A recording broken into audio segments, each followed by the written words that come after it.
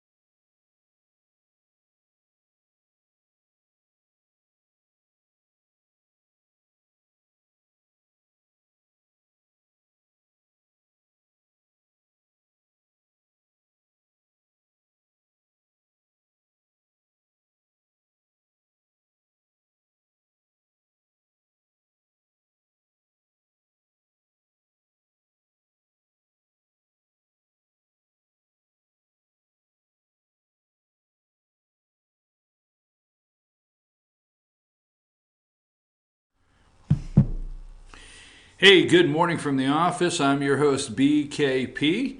Welcome. 8 a.m. on the East Coast here in the big city of alleges, high atop the 14th floor of the FYN TV building. Yeah, right. You know what I did not do this morning? I did not set the air conditioning in the studio today.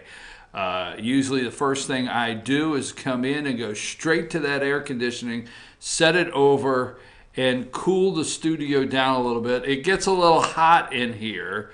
There's some hot air in here. That would be me. But no, we have so many lights and everything, so I usually cool the studio down, but that's working on its own. Mother Nature has handled that this morning in the North Georgia mountains. Welcome to beautiful October 18th in North Georgia and the Apple Festival again this weekend. You need to come up and say hello. I'm your host, BKP. If you're ever looking for us, you can find us right here you can email us, chief@fetchernews.com.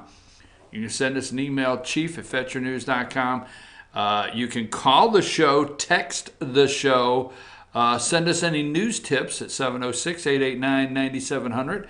And those are all the ways on the big screen there. You could follow us on all the social media. Now on our YouTube channel there, if you will subscribe, anytime we're doing a live broadcast, you'll get a notification. So thank you there, Josh. Okay, now let's do this briefly. Let me tell you what I got coming up at 8:30, what's happening here. At 8:30 will be Carla's Corner. You guys love tuning in for Carla's Corner. And I bet she has a lot to share with us with Apple Festival Week 1 and what's happening Apple Festival Week 2, other things in the North Georgia area, plus Gilmer Arts on the Square, and the Apple Festival Parade. So that's at 8:30, Carla's Corner. At 9 o'clock, I'm going to have a special guest with us from All On Georgia. She's a columnist and a political columnist. And we have had a lot of questions. I've had some questions. I've had some questions about the amendments. Now, for you Georgia voters out there that are wondering about the constitutional amendments on the ballot when you go to vote, I know early voting started Monday and it's already Thursday, but we are going to look at the Georgia constitutional amendments at 9 o'clock with Jessica Szilagyi. She will be joining us at 9 o'clock, and we're going to look at all 5. Now, have you been watching the commercials on Marcy's Law? That's one of the amendments. That's Amendment 4 on the Constitution. We're going to ask her why she wrote a column that says, her column that she wrote, why I'm voting no on Georgia Amendment 4. So we're going to talk about all the Georgia amendments, constitutional amendments, at 9 o'clock. So you're going to get your friends together at 9 o'clock, tune in, and we'll break them all down. And that way when you go, an informed voter. That's all we want to do is bring information. You know that. So that's at 9 o'clock. Now, we found out yesterday why, and I want to get into the Georgia governor's race in a minute, okay? In a minute, because they have turned our race, which you know here in Georgia, national. Every morning now, it's making MSNBC in some way or another. The Abrams creeps into somewhere there in MSNBC. They seem to be carrying the water for her. CNN is doing the Khashoggi hour 24/7. And we understand that. We're not making light of that. The other networks are too. They are too. But we will get back to Brian Kemp and Stacey Abrams in just a moment. I want to lead with a couple different things and go in a little different direction. It's a statistical tie, and we find out yesterday. So we'll play the clip real quick because we're in North Georgia. You have the one of her, Stacey Abrams, like 11 seconds, 22 seconds. Do you have that one? All right, let's run that very quick.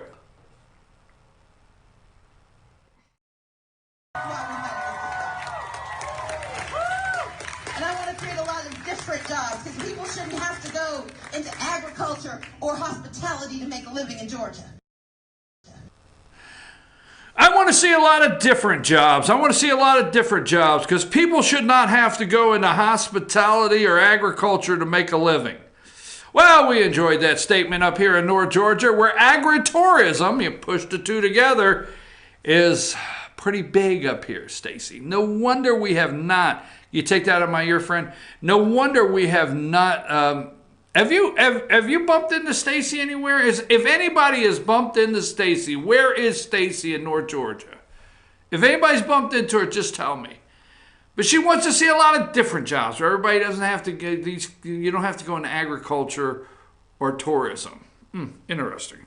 Hospitality. All right, so that being said, let's move along. Now, Khashoggi.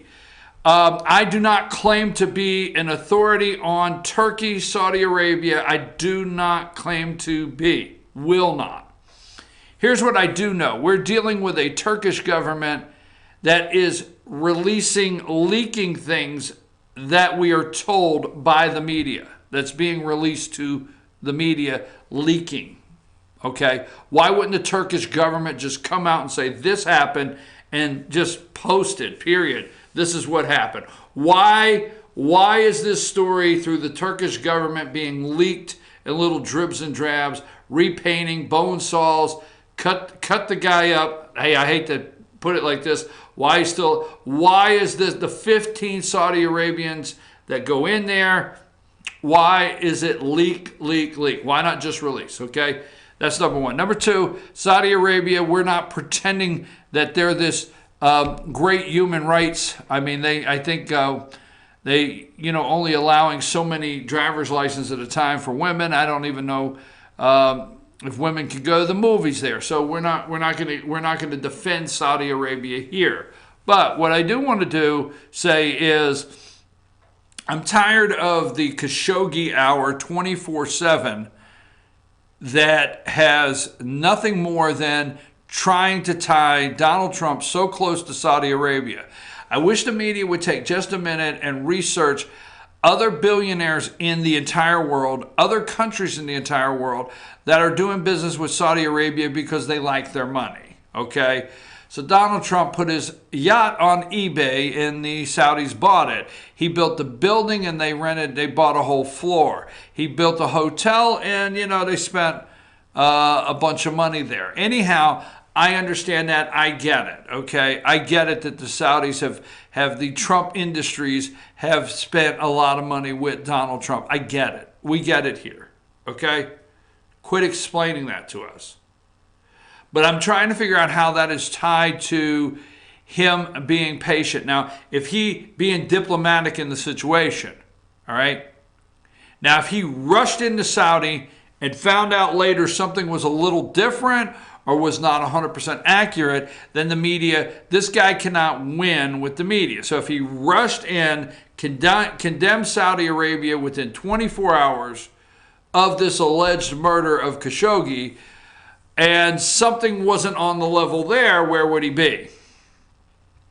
So the guy does exactly what you're supposed to do. Look, I don't have everything on my desk. We're going to make a comment. They adamantly, Saudi Arabia adamantly says, no, we didn't have anything to do with it. Okay, so right now that's where I'm at with them. So he sends Mike Pompeo, and sources say through a lot of good media outlets that Pompeo was very firm with the Saudi Arabian Prince MBS, is that who he is? In line to be the king of Saudi Arabia, but was very firm with them. Very firm. They had to own it. They had to come. That's the understanding. He was very firm. So they took a couple pictures. Mike smiled for the camera, and some of the media is talking about how Pompeo went over there and bowed for Trump to the Saudis to get, all right. So Pompeo does exactly what a Secretary of State's supposed to be. He did not actually ask the Saudis to contribute to the Clinton Foundation while he was there, but he did exactly what a Secretary of State should do. Put up the picture of Khashoggi. I forget what number it is. This is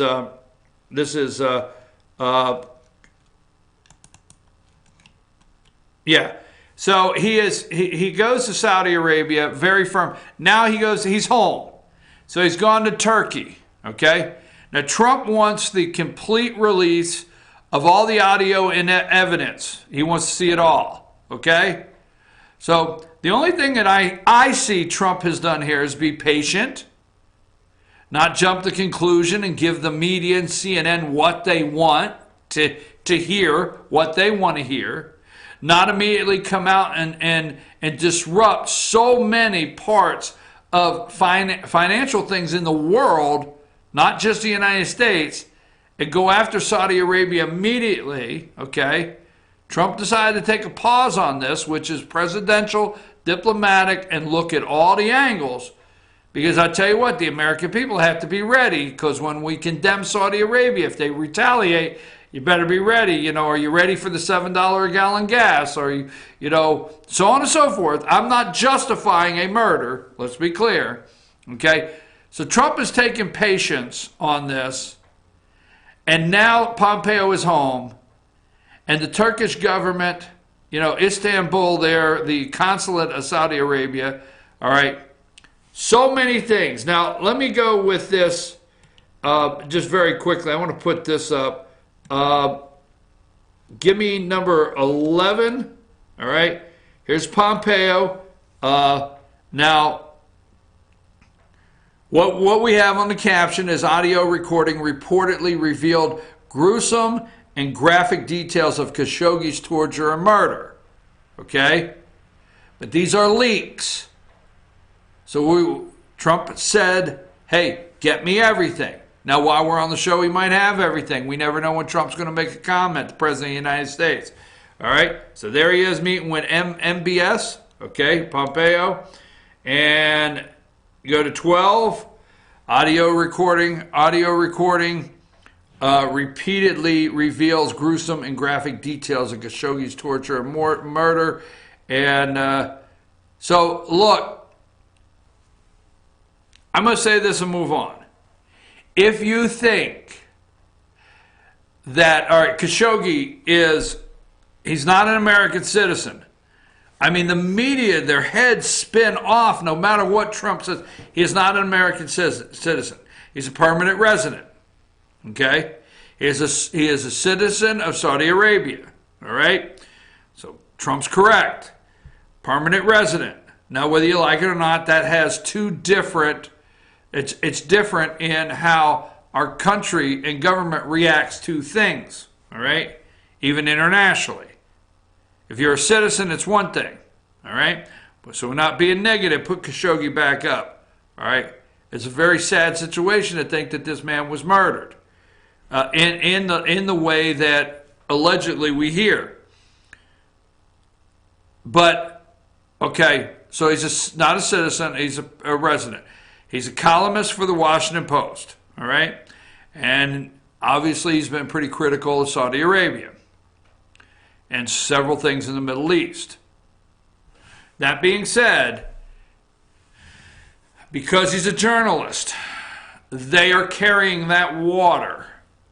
I'm going to look in the camera and tell you, do not think that they are running Khashoggi's death 24 hours, 7 days a week, alleged, but I feel he's dead, okay?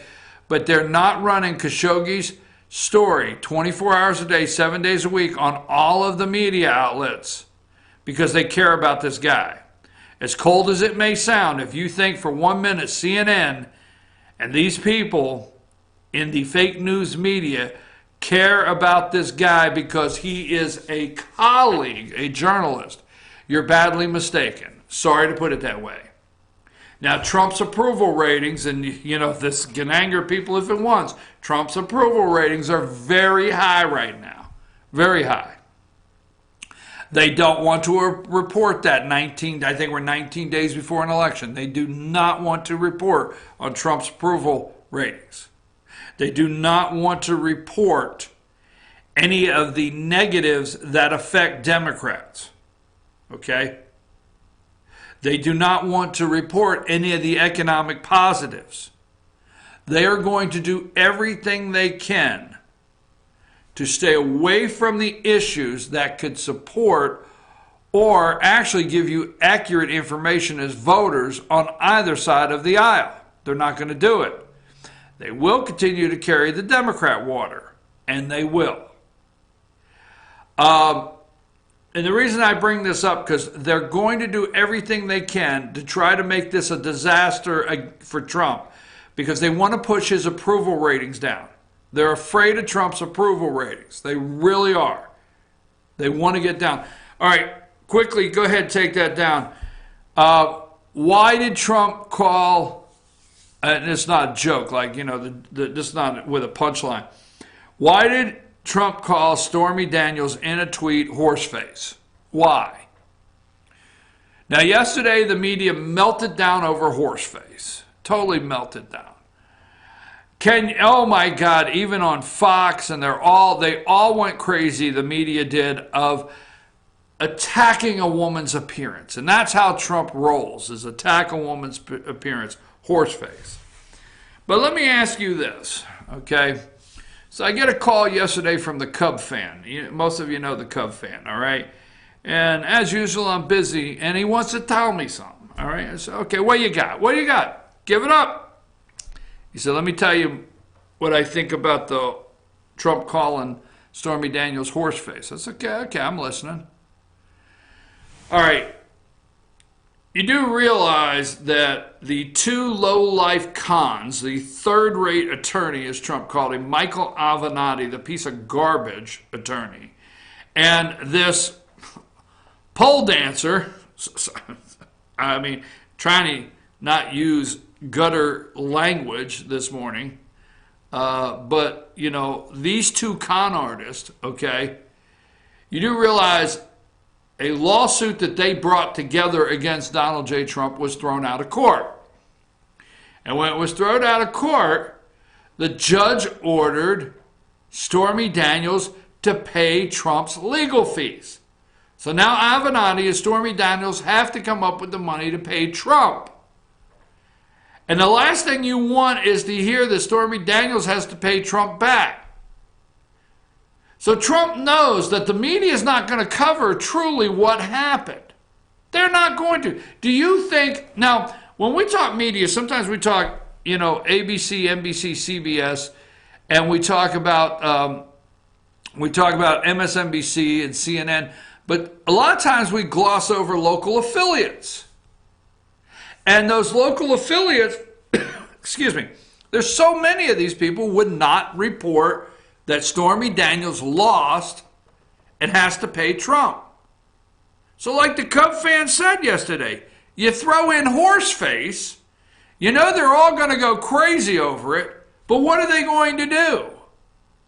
They're going to report why he called her horseface and for what reason. See, Trump masterfully put horseface in the tweet that described what happened. So they had no choice but to report on it. I tell you what, I got, and horseface, that was funny. That was funny. I don't care who you are. Okay, look, there's a couple things going on, and I want to do again right before here. Let's give me, this is interesting, Florida, okay? Why do we have the 24/7 Khashoggi? Because there's some things they don't want to talk about, okay? Now, Florida, let's go number 8. Okay? This is the governor's race in Florida. Mayor Andrew Gillum, the Democrat 47, Ron DeSantis, Republican 46. This is the stpetepolls.org. Plus or minus 2.2%. Okay? So this is the governor's race of Florida. The Democrat seems to be up a point, but it's in a dead even lock right there. Okay? Give me, this is not very legible here when I took the shot. Give me number 19. All right? And number 9, I'm sorry, my mistake. I apologize. No Ted Cruz right now. Number 9, my apology. Okay, here's Florida U.S. Senate race. Okay. Governor Rick Scott, Republican, up 49. He's current governor right now. Senator incumbent Bill Nelson, Democrat, 47. Same thing. 2.2 likely margin of error. So that's a tie. Okay? Now, anybody remember this? Because they made the, let's go to number one. What's Florida got to do with this? We're going to tie this all together. Number one. Remember, we did this on the show here.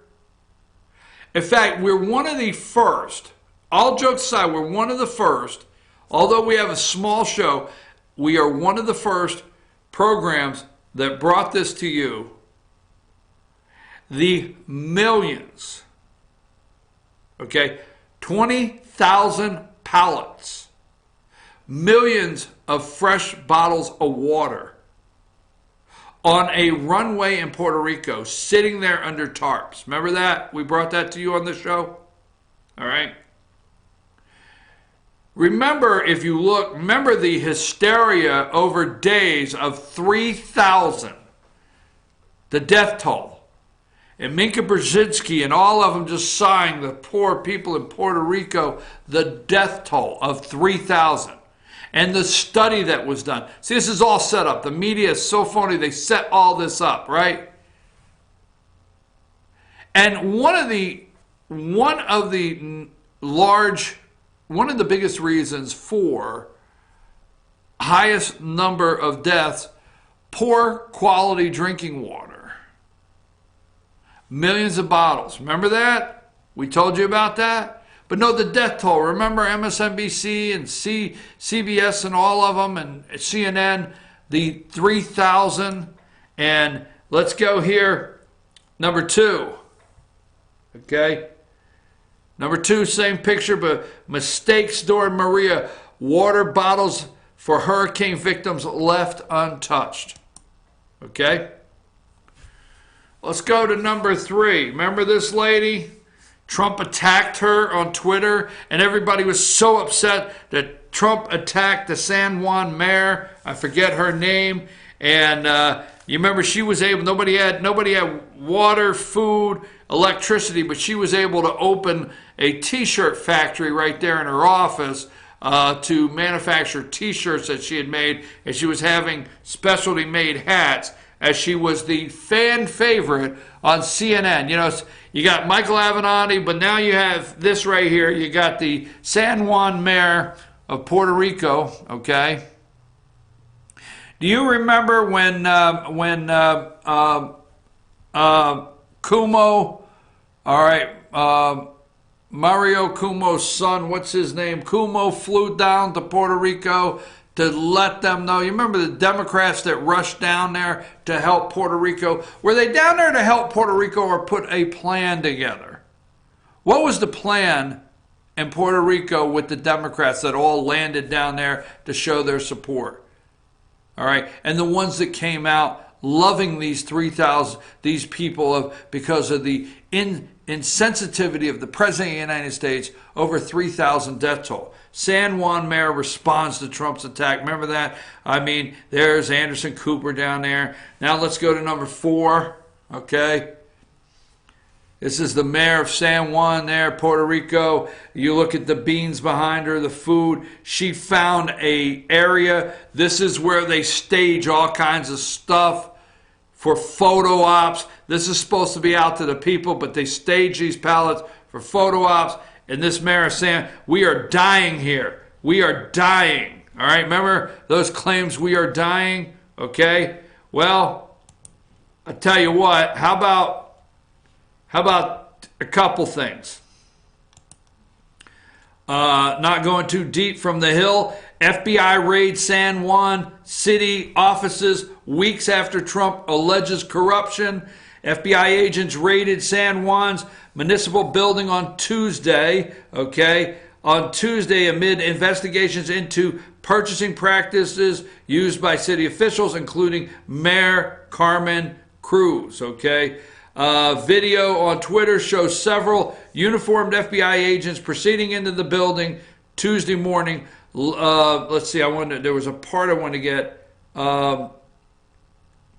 A spokesman for the agency told news service that Tuesday's raid was related to an ongoing investigation on whether the mayor's office and other city officials had showed favoritism when the city agreed to contract with the company B&R Solutions for $4.7 million over 2 years. Okay,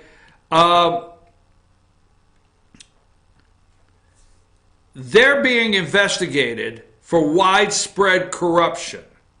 All right.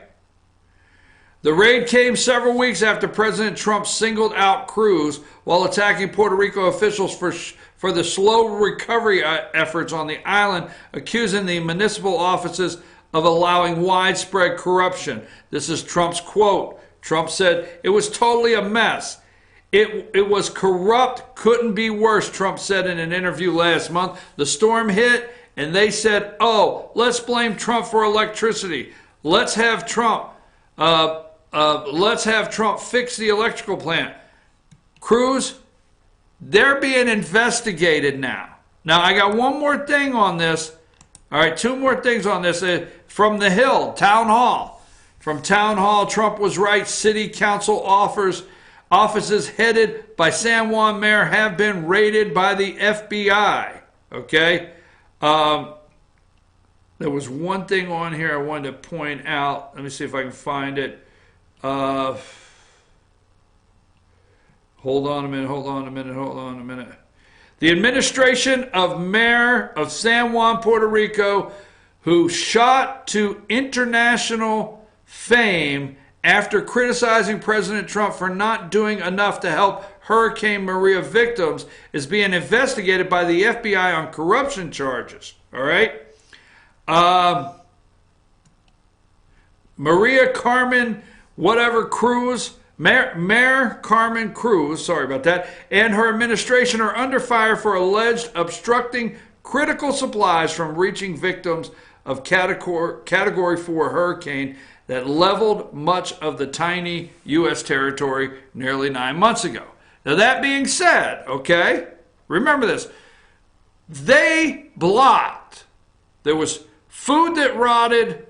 They blocked the distribution. They did not get the water out. They did not get the food out. They're being investigated by the FBI. Now, what was the first two things I showed you? Was the poll for Florida governor and Florida senator, right?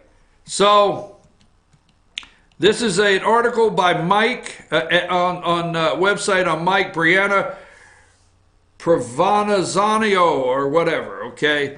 Andrew Gilliam, how Florida Puerto Rican voters can help Andrew Gilliam.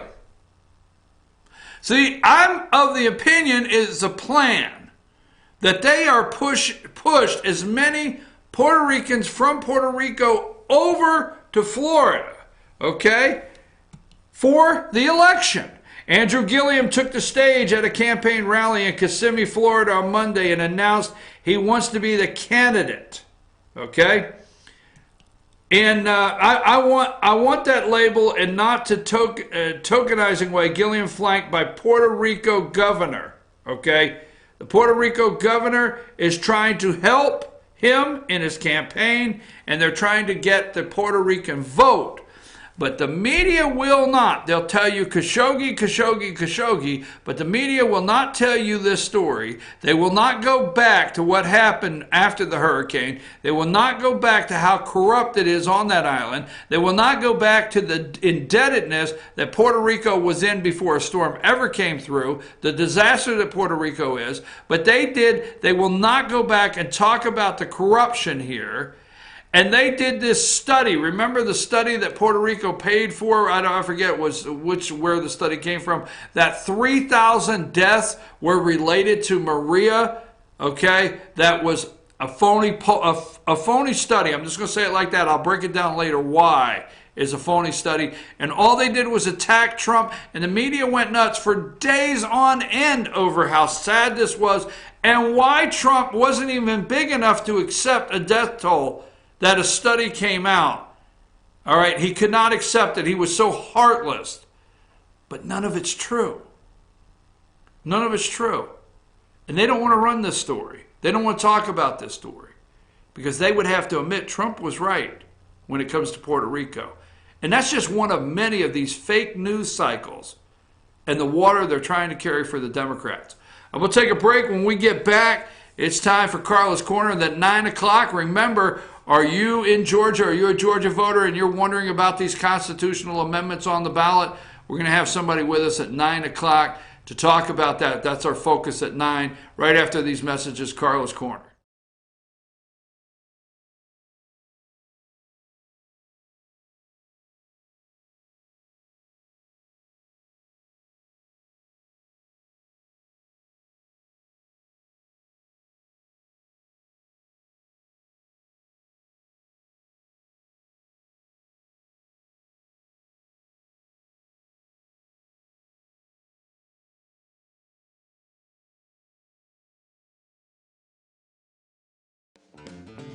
Ace is your helpful place for paint and home goods, tools, outdoor living, and lawn equipment.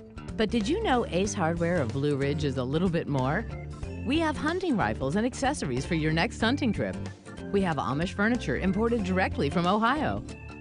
And we have Ace Custom Woodworks for all your custom wood project needs, from cabinets to artwork. Ace Hardware of Blue Ridge. We have your new house in stock.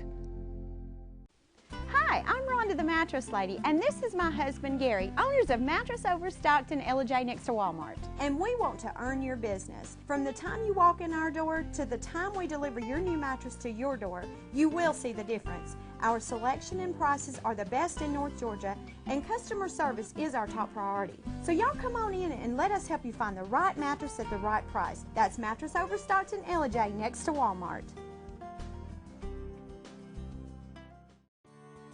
North Georgia Diamond is your source for diamonds. Come on in to view the area's largest selection of fine jewelry at North Georgia Diamond. All repairs and designs are done on-site by our jewelers. And North Georgia Diamond has the lowest prices on loose diamonds. You can also sell your gold, silver, and coins at North Georgia Diamond between Walmart and Lowe's in East LJ. Locally owned by Bill and Allison Craig, North Georgia Diamond is your source for diamonds in North Georgia. Circuit World, with multiple locations to serve you in Murphy and Franklin, North Carolina, Blairsville, Blue Ridge, and LJ, Georgia. Locally owned and operated since 1985. Appliances, electronics, and furniture. Name brand products like LG, Samsung, Dell, Whirlpool, Ashley, Catnapper, and more. No credit check, only 10% down on furniture, and only $10 down on any new lease purchase. Mention FYN10 for your special deal today at Circuit World.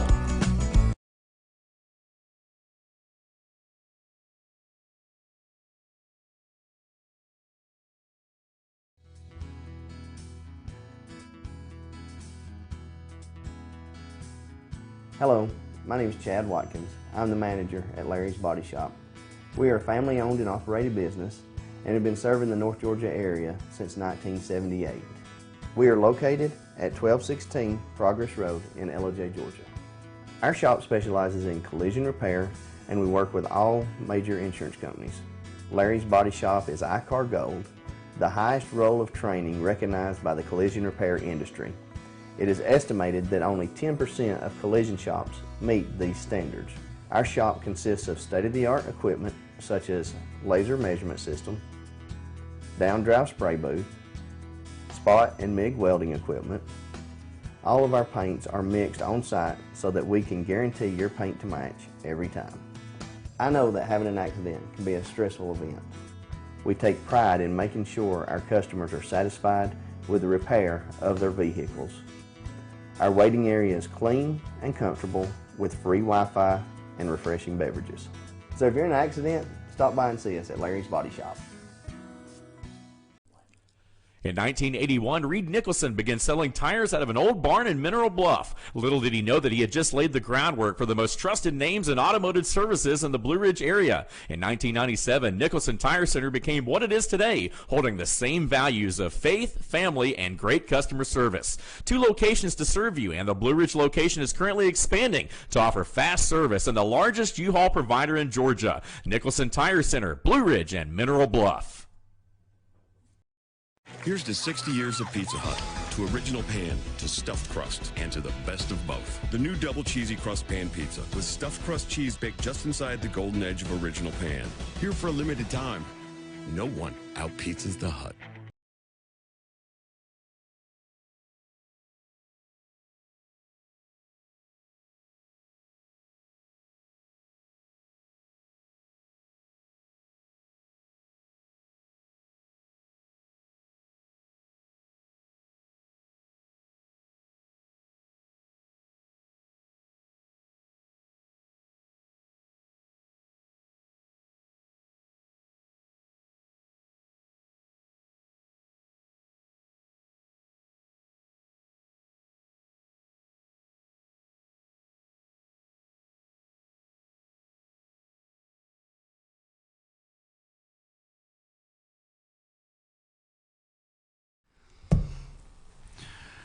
Okay, folks, we're back. I'm your host, BKP, and it's time for Carla's Corner. This would be Carla right over here. How are you, Carla? Good.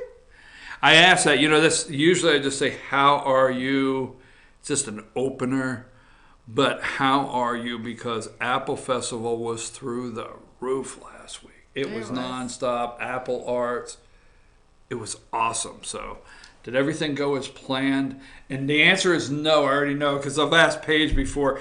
Nope, we get through the 2 weeks.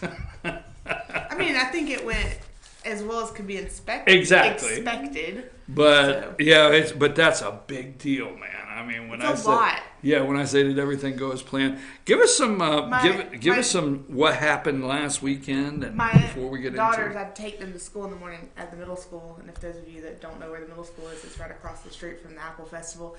And Haley says, "That's a lot of porta johns." I said, "Well, about 65 to be exact." I have to say the background. The behind the scenes of the Apple Festival is absolutely amazing because it's probably one of the largest festivals in the South and most well known. And the facilities from baby changing station to EMS to security, nobody's uncomfortable there. That's the pick I get because let me give you from my... I wouldn't say that. Well, nobody's a big word, but what I'm saying... from about 12 to 2 o'clock on Saturday, there was some uncomfortableness. There were so many people at one time in one space that it was just insane for a whole of about 2 hours. But no, when I say that, what I'm saying is the flow of the festival, because where we are set up, and we have people come in and we talk to them. The flow of the festival is amazing because when I'm saying uncomfortable, you can't stand to go to a festival, can't find somewhere to sit down. You can't stand to go to a festival where there's just nowhere to relax and get comfortable. If you go in that one room off the back of the Lions Club... We try to tell everybody about that room. I think that it's still very unknown that room exists. We've got signs everywhere. It's so comfortable. It's indoors. It's air conditioned. A family can go in there and sit down and relax. Yeah. But from the... obviously they wouldn't come to me, but look at the crowd between noon and 2 Saturday. And I mean, the bathroom line was not so overwhelming that you couldn't get to the bathroom and amazingly, things like that. We had a lot of people were frustrated with the lines for the food.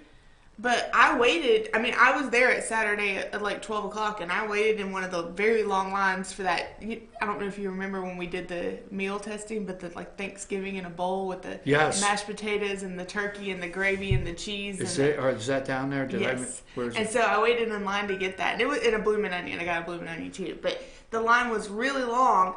But I mean, I stood there for a whole of 5 minutes. I mean, it moved super fast. The lines were very long for food. Because, tell them out there, amazing selections. I mean, amazing food. It doesn't, from fried pickles to sausage to funnel cakes, hamburgers this big, boiled peanuts, you name it. You know, Albert jars his boiled peanuts now. You can get his boiled peanuts in a jar. You want to know what's funny? What? So I sent Luther. I said, Luther, go out and do some interviews, talk to people. Let's get some things stirred up and talk to some people. And Luther was gone about 30 minutes, and he comes back with this plastic container of boiled peanuts, and he said, Albert said you wanted bacon flavor. He knows. And I was like, oh, God, that's awesome. That bad. Albert sent me back. He said, send these. Albert knows you wanted bacon flavor. So, anyhow, the food was amazing. You know what's funny is I was going around the festival, and the lines were very long for the food.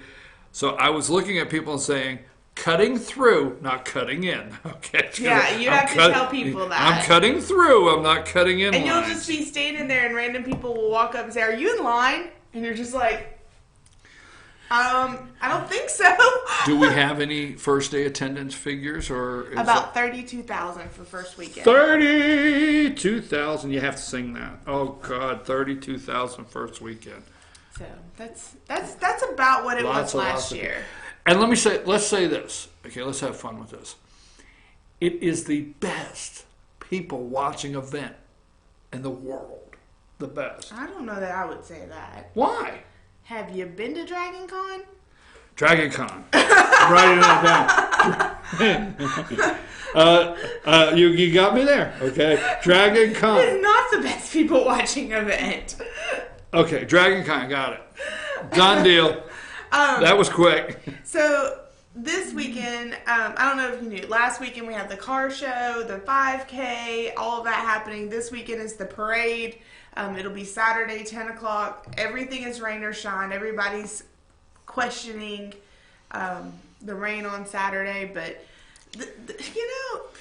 it's less than like a quarter of an inch of rain over a whole day. I mean, it's going to rain. Yes, it's going to rain. It's going to happen, but it's going to be like a little mist and cloudy. And another thing is, it is Thursday, and we're in North Georgia, so let's wait till Friday at 8 o'clock to start really looking hard at that hourly forecast in North Georgia. Yeah, okay? But I mean, ultimately, things can move a little left, a little right. You know what I'm saying? So I'm on Thursday morning. I'm not going to jump the gun on how fast it's going to rain on Saturday. I would not stress over it. I don't think it's anything. Okay, it's weirding me out. For some reason, I keep looking at my face in the plexiglass and not the camera. Like, I can't.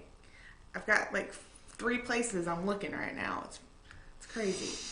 Yeah, that's your problem. I can't help it. Anyway, so I have the perfect setup here. You're trying to let the people think that I have a perfect setup. I can't help it. So, rain or shine, we will have the parade. Got lots of applications. You can still fill out an application if you want to be in the parade. So, the parade will be this Saturday at 10 o'clock.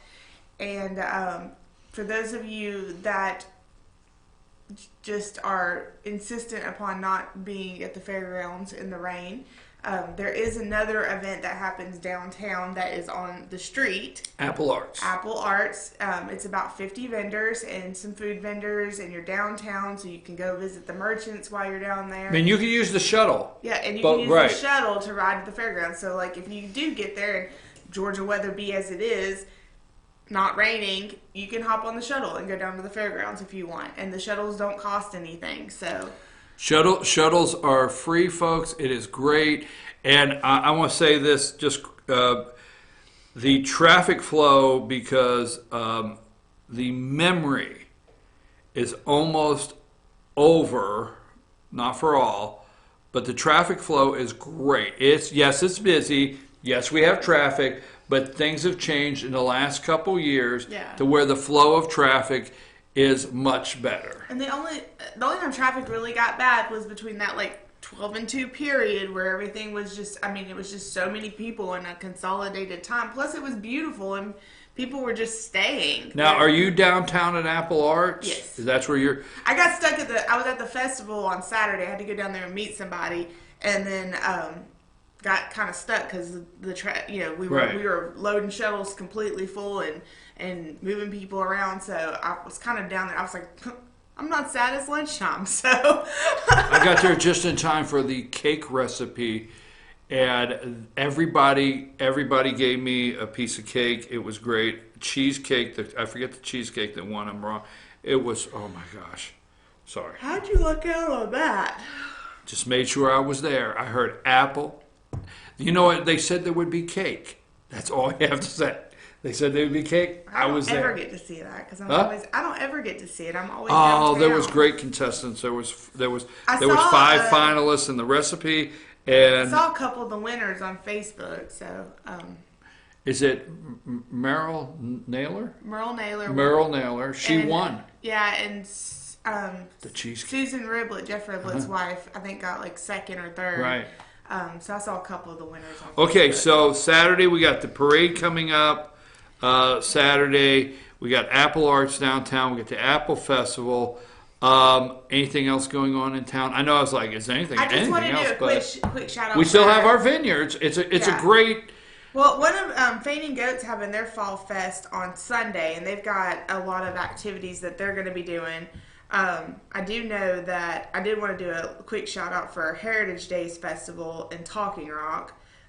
That's this weekend as well. And Heritage Day Festival in Talking Rock this weekend. Is Cherry Log still happening? Or no, that was just first and second. First and second. So Cherry Log's over. Heritage Day Festival in Talking Rock. But Fainting Goat's doing their Fall Fest on Sunday the 21st, and gates open at 12:30. They're going to have a crowning of a Fall Fest queen, a family sack race in the vines, dog costume contest.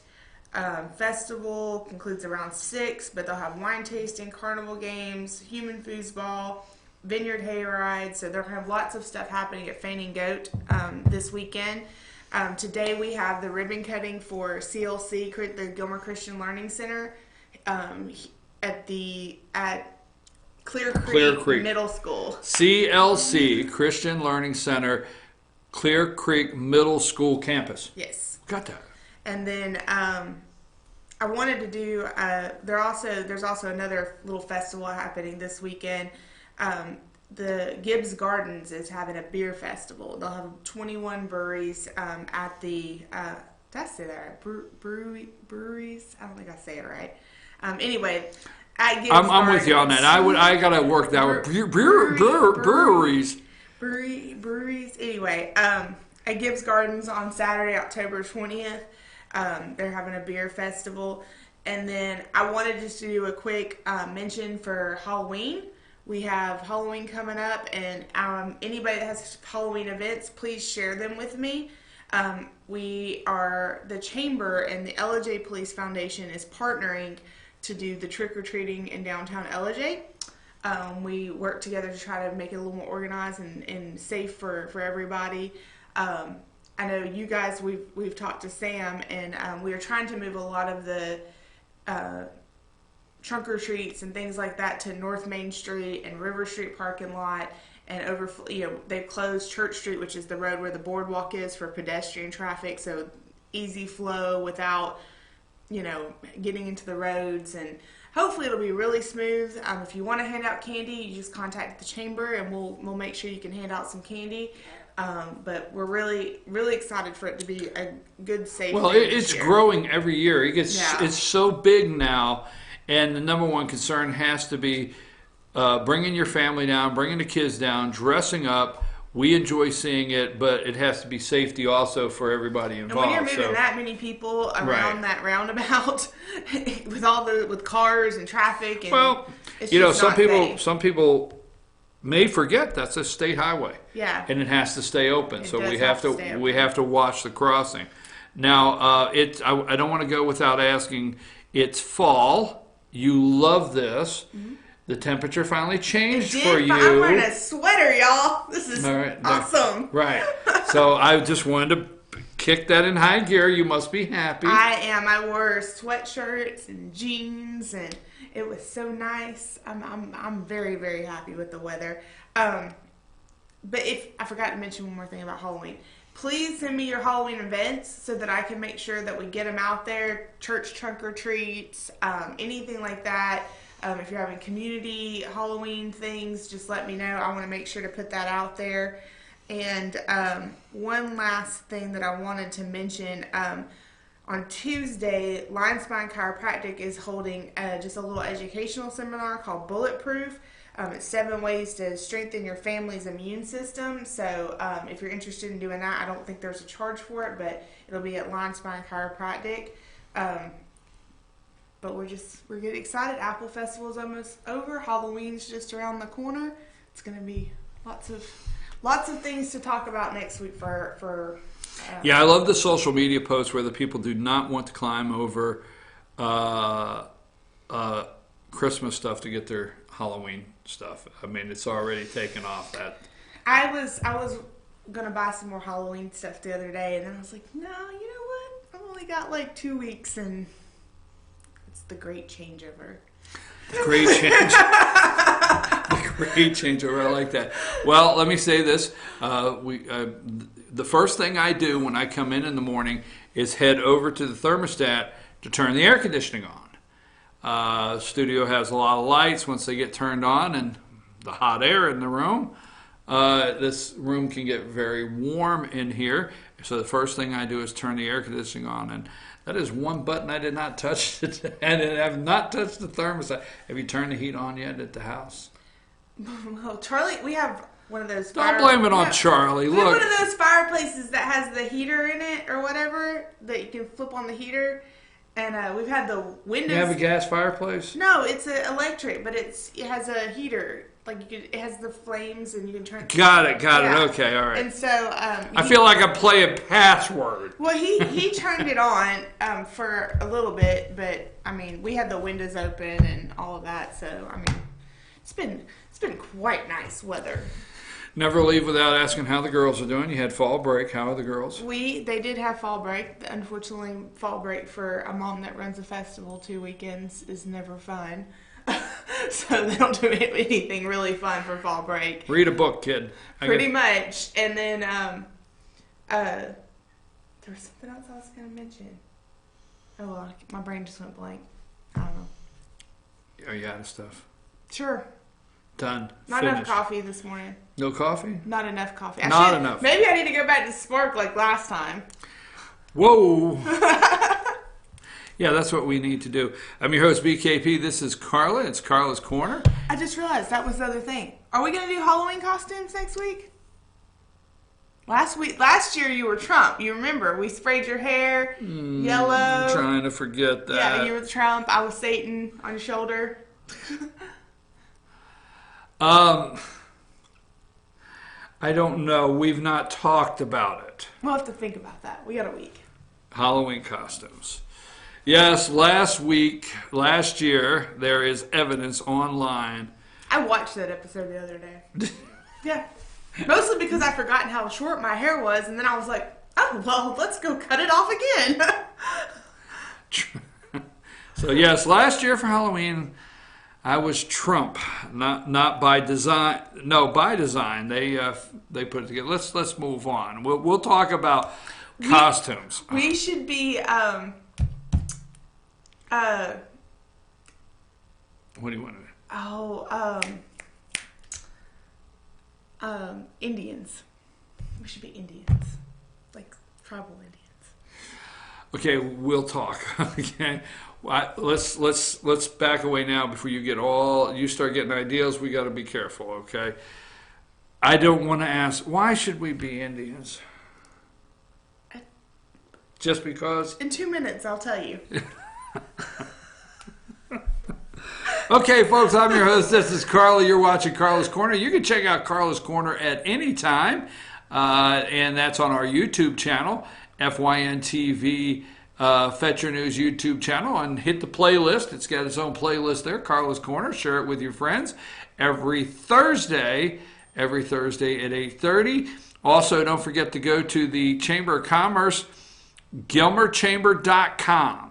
Let me get it correct, GilmerChamber.com. And the upper right-hand corner is a calendar of events. Everything that's going on. Carla's talking about. Oh, you're the best. Yeah. That was a surprise for you.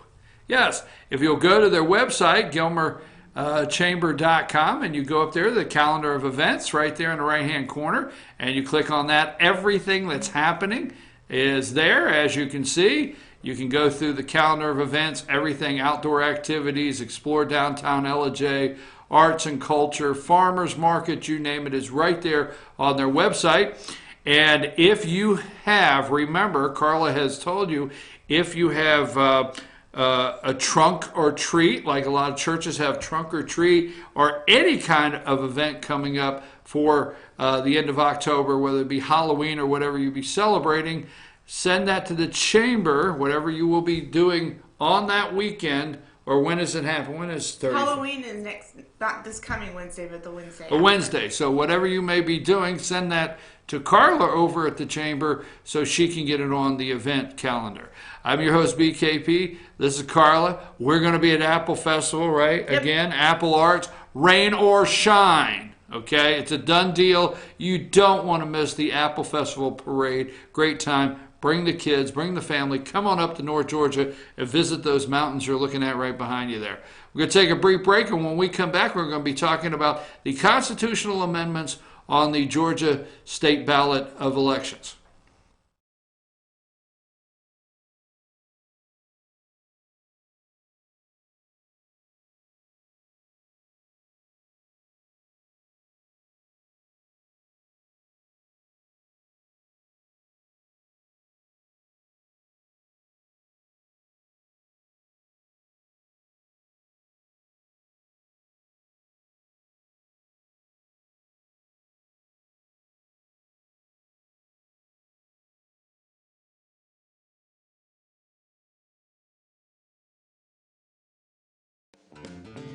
Ace is your healthful place for paint and home goods, tools, outdoor living, and lawn equipment.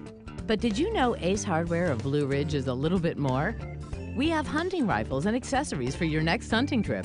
We have Amish furniture imported directly from Ohio. And we have Ace Custom Woodworks for all your custom wood project needs, from cabinets to artwork. Ace Hardware of Blue Ridge. We have your new house in stock. Hi, I'm Rhonda the Mattress Lady, and this is my husband Gary, owners of Mattress Overstocked in LJ next to Walmart. And we want to earn your business. From the time you walk in our door to the time we deliver your new mattress to your door, you will see the difference. Our selection and prices are the best in North Georgia, and customer service is our top priority. So y'all come on in and let us help you find the right mattress at the right price. That's Mattress Overstocked in LJ next to Walmart. North Georgia Diamond is your source for diamonds. Come on in to view the area's largest selection of fine jewelry at North Georgia Diamond. All repairs and designs are done on-site by our jewelers. And North Georgia Diamond has the lowest prices on loose diamonds. You can also sell your gold, silver, and coins at North Georgia Diamond between Walmart and Lowe's in East LJ. Locally owned by Bill and Allison Craig, North Georgia Diamond is your source for diamonds in North Georgia. Circuit World, with multiple locations to serve you in Murphy and Franklin, North Carolina, Blairsville, Blue Ridge, and LJ, Georgia. Locally owned and operated since 1985. Appliances, electronics, and furniture. Name brand products like LG, Samsung, Dell, Whirlpool, Ashley, Catnapper, and more. No credit check, only 10% down on furniture, and only $10 down on any new lease purchase. Mention FYN10 for your special deal today at Circuit World.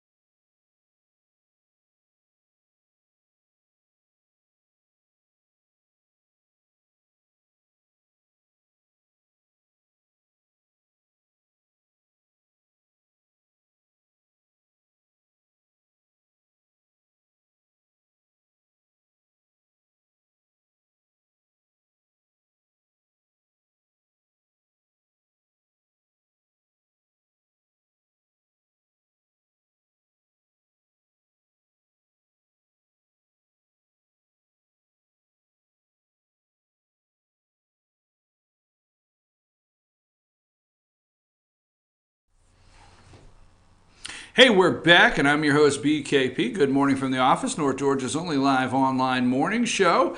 And voters out there in Georgia, are you going to the polls and you're looking at these 5 constitutional amendments on the ballot, and you're wondering to yourself, hey, what are these about, and how do you really feel about it? And sometimes the way the amendment's written on your ballot to vote is not exactly really what's happening there or what it's really about. That's my opinion. But joining me now is someone that's done a lot of work and research on this. Political columnist Jessica Szilagyi with allongeorgia.com. Jessica, how are you this morning? Good. How are you this morning? Great. Now, I want to, a lot of people have been asking me over and over to do a segment on the Georgia State constitutional amendments, which are 5 right now listed. And I have not had the time to do thorough research, but in reading over a lot of articles, I think you've done, I just want to tell you, you've done a very good job outlining them, putting them into an easy form for people to look up and read and make their own decision as a voter. But you wrote a one article of why you're voting no. So let's start there on Amendment 4, what's called Marsy's Law, Victims' Rights. And for those at home, you're starting to see a lot of commercial campaign for this.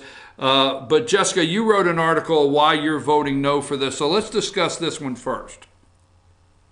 Okay. Well, just to dive right in, this went through the legislature this year. It's a nationally funded campaign that's been kind of taking hold across the nation. It's backed by Marsy's brother. Marsy was murdered by, I guess, an ex-boyfriend or something similar of the sort. But basically what it does is it gives victims additional rights and puts them in constitutional form so they have a recourse when those rights are violated.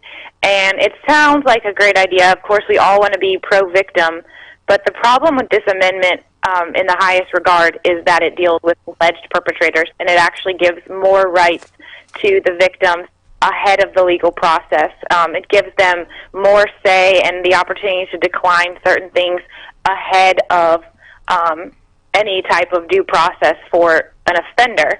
And my biggest concern, while all of the proponents of this amendment have said, well, we already do this, we're just making it constitutional. I mean, that's a huge step to go from statute and, something that can be opted in with prosecutors and victims to something that is ingrained in our Constitution and will probably never be undone. A couple things you said in that, Jessica, is I want to say the big step from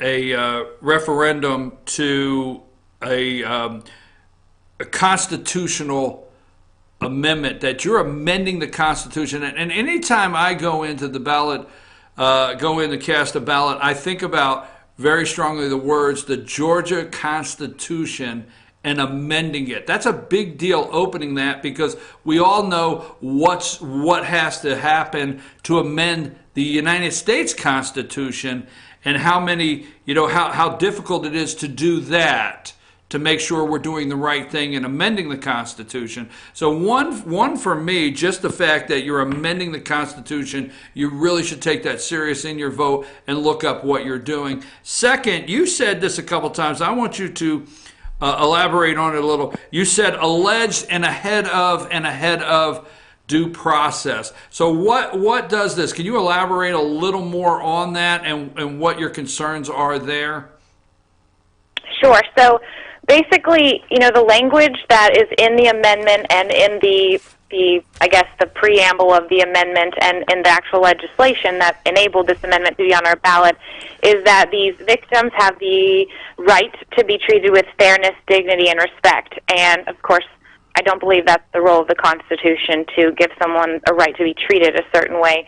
But basically, the proceedings that have to do with an alleged criminal, the victims would have a right to be heard at any proceedings, which could be, before an actual trial.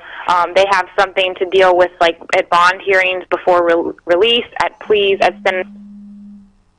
And all of that, an actual offender doesn't always have the right to be heard or in an extensive way at those hearings. The victim would have kind of a leg up. And law enforcement officials and some of the prosecutors in the state have actually spoken out about how they're concerned that it can slow the legal process down because, right now there's a certain time period in which you have to do certain things for offenders to not be violating their rights. And when you have to include victim notification, not just by opt-in, which is what we have right now, but instead by mandate that the case cannot go forward until the victim has been notified and things like that, it could slow the process down considerably, and that's not something that we need no matter what corner of the state you're in, because our justice system is already slow. All right, yeah, well, ahead of due process, and I guess if I'm looking at it, because the commercials, where do you feel the commercials, because if you're watching the commercials out there and you're going to go vote today and you're just getting ready to leave the house and you watch the commercial, you're thinking, how can I be against this? I mean, who's against the victim? My words, but do you feel some of these commercials are a little misleading or not telling the whole story? And what do you see in these commercials that may concern you, the information they're giving the voters? I absolutely think they're misleading. I mean, they're very well done. They're well funded. The gentleman who's behind them, I think his name is Henry Nicholas, he spent $27 million on these initiatives in 6 states before he even got to Georgia. We don't even know how much he spent on Georgia. So, of course, they are great commercials. They're real victims. They're real stories, and so you're sensitive to that. But to imply that, victims do not have rights when the rights are already instilled in our judicial system that has been in place for as long as our country has been around, and we cater to victims. We have victims advocates office, and we have, systems in place through law enforcement and the district attorney's office when we have these violent crimes. It is misleading to say that it's time for equal rights of victims. What this law is actually advocating for is more than equal rights for victims and tilting the scales in their favor away from the offender. And that's an unpopular position to take. I mean, that's been the main criticism. Oh, how can you be against victims? Or how can you be, in favor of someone who committed a crime? Well, we're just in favor of somebody who allegedly committed a crime, because it's not convicted. The language in the amendment is alleged. We're very concerned at anything that takes away due process. And that's just the bottom line for me. If it takes away due process and alleged is there and it tilts the scales, that's my concern. And again, you have the feeling of how can you be against how can you be against this, the victim? But that is it for me, taking away from due process. One other subject on this, and this actually applies to all 5 of the amendments, is the way the language is written on the ballot versus the actual amendment itself. Do you have concern with when voters go and see some of the language and the way it's written, Jessica? Yes. I mean, this one is pretty brief, so I don't have as much concern. I mean, it's not as misleading as some of the others, but in the first, it's only one sentence, and it says, so as to provide certain rights to victims against whom a crime has been allegedly perpetrated, and to allow victims to assert rights. I mean, that's a hard thing to say no to, and if you haven't done your research, of course you want victims to have rights. So what's frustrating, what I would love to see, is for somebody who's against the bill to be the one to help write the language, because the people who are pushing the bill, of course, they're going to craft the language of the amendment to get the end result they want, which is to have Marcy's Law be a constitutional amendment in our state. And what's even more interesting, and a lot of people don't know, is that this campaign that's taking hold across the nation, they want an amendment to our U.S. Constitution. They've made that clear. It's been in the newspapers in Iowa and I think Montana and some other places, but they want a U.S. constitutional amendment. So they're not going to stop, and they're going to continue to kind of twist this message to advance their agenda any way they can. So I don't ask about people's vote, but you wrote it, so you're voting no on this. I am voting no on this. All right. Well, I don't really push to ask people how they vote on things, but you actually wrote a column saying that, so I didn't think you would mind. Now, which one would you like to look at next? I'd like to briefly get your opinion of all 5, but which is the second one on the list of 5 that you have the most concern or you want to comment about? Well, I think Amendment 2, which creates a business court, is of great concern, not for any other reason that the judges are going to be appointed and not elected. and accountable to the people, and they'd be appointed by the governor. And, you know, it's right now, especially not knowing who our governor is going to be come January, you don't know who's going to be the person that's going to oversee these business deals, and it's supposed to make for a more friendly business environment. It's been endorsed by the Georgia Chamber and a bunch of other organizations, but, you know, when you're dealing with something that is so volatile and so, I guess, vulnerable to who's going to be the governor, I don't want a whole new court system created. And this is just that, Jessica. It's a new court system, that totally new court system that's going to be created. And let me ask you this: are you aware of what the system is going to look like? How many judges? How they're going to structure it? Is that anything that you have seen, or anything that the public could look at? I'm sorry, it cut out a little. Could you say that? Yeah, what I was saying is, yes, it is. It's going to be a whole new court system, and you're correct about that, and people need to think about that. But has there been any information released on how the court system would be set up, structured, how many judges, where the districts would be, and how it would function? Is there any information concerning how this new court system would work? No, there hasn't. And I actually linked to the original bill in the article I wrote because I wanted people to be able to see that this is like an approval of an idea. And right. They created, you know, there's some rules about the state court and the term length and the qualifications for being a judge in this business court. But in terms of, you know, other than it would be in a superior court and it would deal with business, and handle business disputes, there's not any parameters, which, I mean, again, going back to what we were just talking about, the Constitution is a huge deal.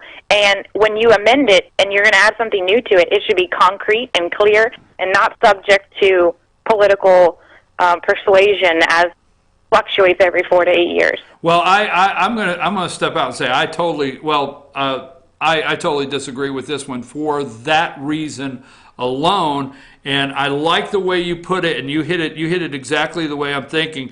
They want you to approve ideas of a court system and change our Constitution to reflect that. And I'm thinking, well, wait a minute. Present us the whole entire court system, how it looks, how the judicial qualifications go, the recommendations, how many's on the court, where these courts are at, and what kind of actual cases you will be hearing, then ask me to vote. How about that? Absolutely. And, you know, this was something that was part of Governor Deal's Court Reform Council that he's pushed, and we've seen a great success with the veterans courts and the drug courts, but this is a little bit different. I mean, when you start dealing with businesses, it's a combination of people and businesses and business ideas and individual. You know, is it just people who are in corporations? Is it people who are sole proprietorships? I mean, you're going to get into it's going to be confusing for people who actually have to use the system. And like you said, we know nothing about it. And what talking about the language, if I may, really quick, you know, it says in order to lower costs, improve the efficiency of all courts, and promote predictability of judicial outcomes. Well, the first two, of course, people want lower costs and efficiency, but do we want to promote the predictability of judicial outcomes? Is that, I mean, are we creating a court system so we'll know what the rulings will be when you file a case in that court system? To me, that's a flag in itself.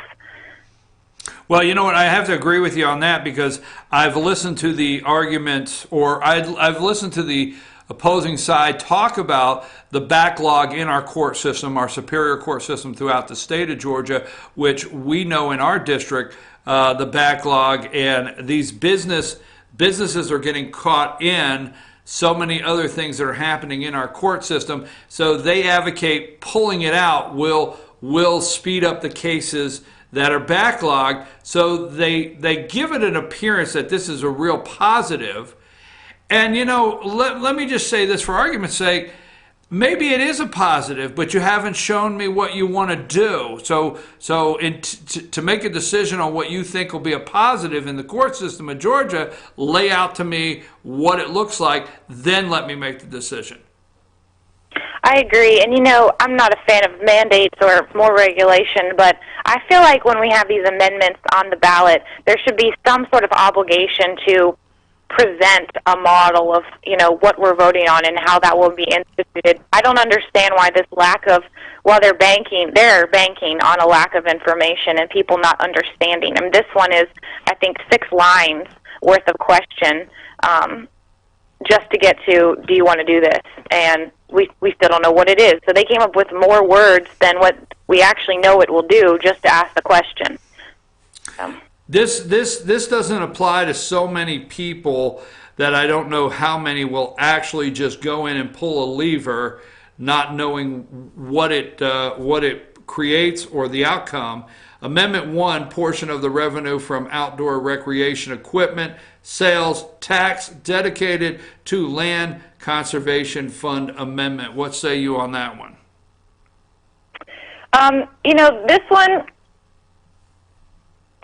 it's not, like you said, it's not going to affect as many people, but you have to wonder why this is on our ballot.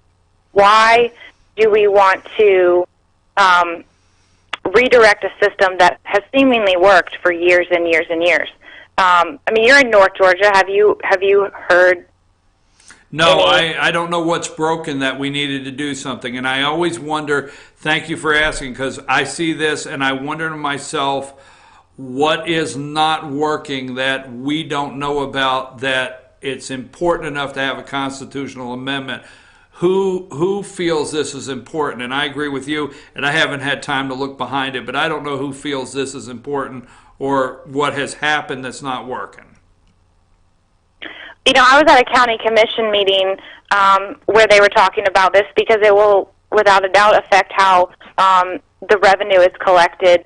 And they were saying that there's just a large timber company that's behind it that wanted, to know what to expect across different counties. And so what's going to happen, instead of the money going directly to the county tax assessor, will go to the Department of Revenue and be dispersed back out. And we know how that works usually. It's just like when we send our gas tax to the feds. They take a little off the top and send a little less back. And so for me, no, this doesn't affect me. I don't have any timberland, but I'm concerned about the why, and I don't see a need for it when the counties have been handling this for so long.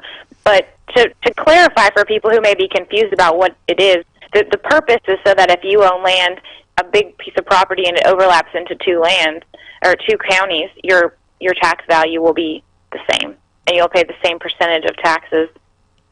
Let me move to Amendment 5, school sales tax referendum.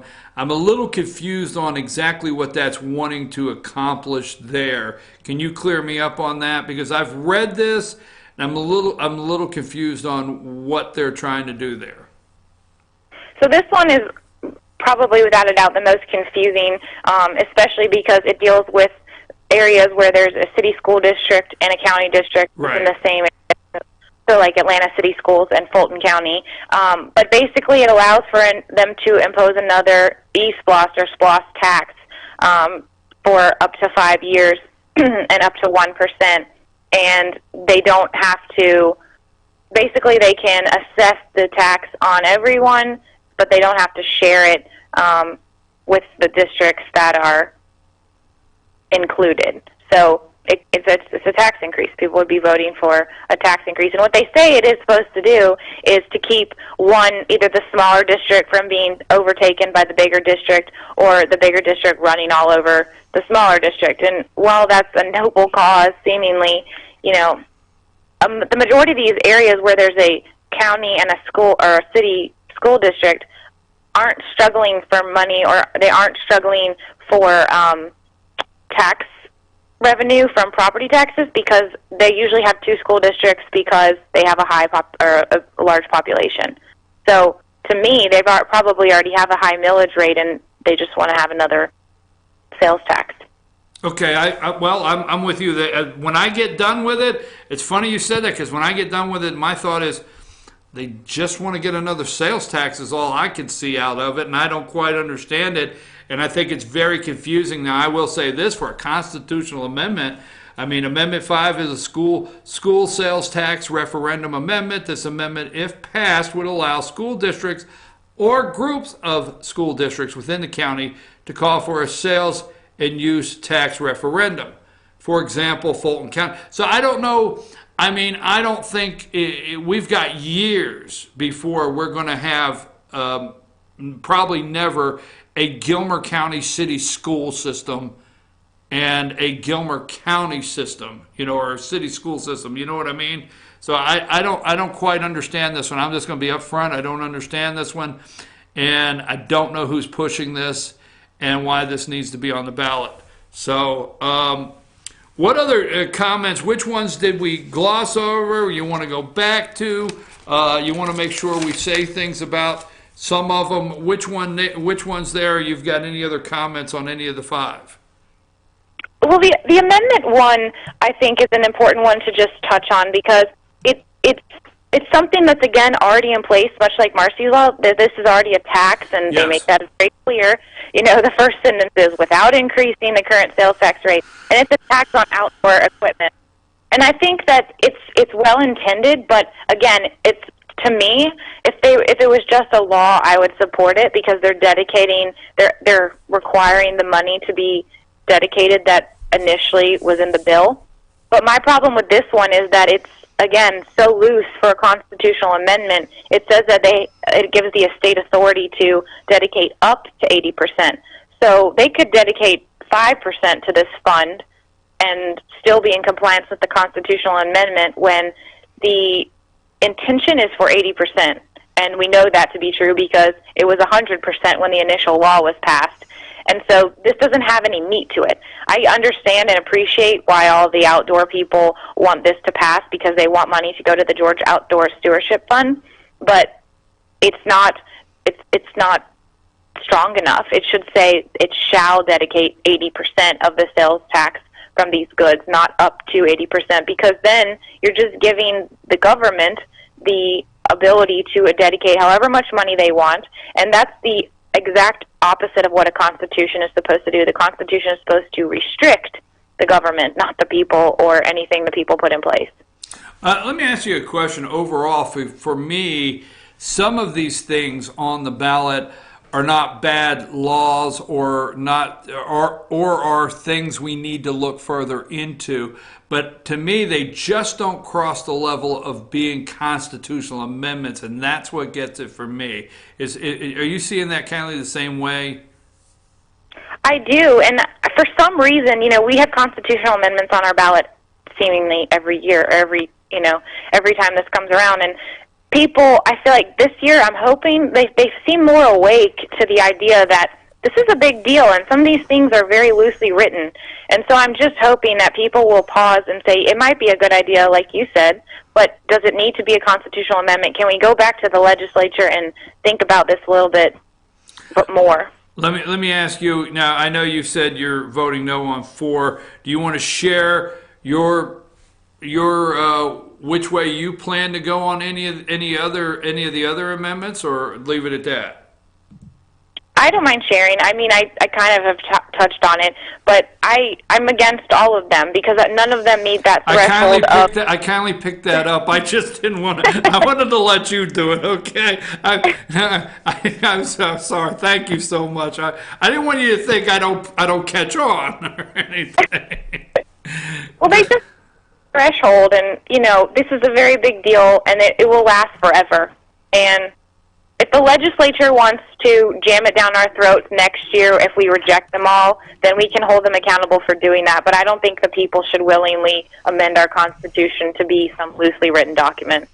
Before we close, you are following the races, the state races here in Georgia, very close.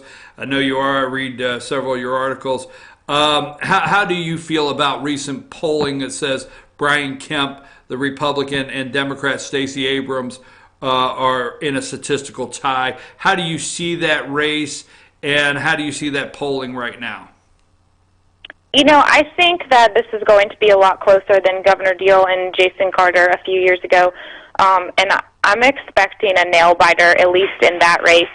I don't know if it's a statistical tie. I'm kind of in an echo chamber in southeast Georgia. You know, we're very conservative down here, and it seems to be Kemp country without a doubt. But I think it's going to be a lot closer, and the turnout and the absentee ballot requests and the spikes across the board in early voting on the first day, it's a big deal, and I think it's going to have a huge impact because I don't think that's just day one. I think it's going to stay like that for the next 2.5 weeks. So, all right, let me double down on the echo chamber, because where you're at in the echo chamber, I am direct opposite of the state, but in the same echo chamber. We're in an area where I say I think the county I'm in, 86% voted for Donald Trump. The county surrounding us, and we're an average of 80, 82 that vote Republican.